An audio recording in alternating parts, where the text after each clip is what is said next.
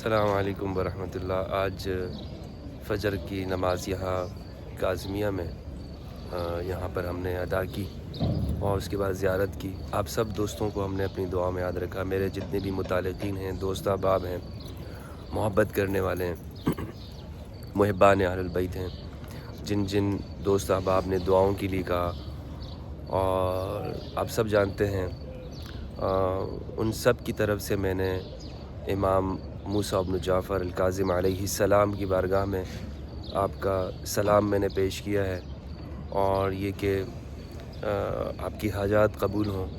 اللہ کریم ہم سب کو اہل البیت کی بارگاہ میں قبول فرمائے اور ہمیں یہ توفیق دے کہ ہم ان کی زندگی کے مطابق اپنی زندگی بنائیں اور زندگی گزاریں۔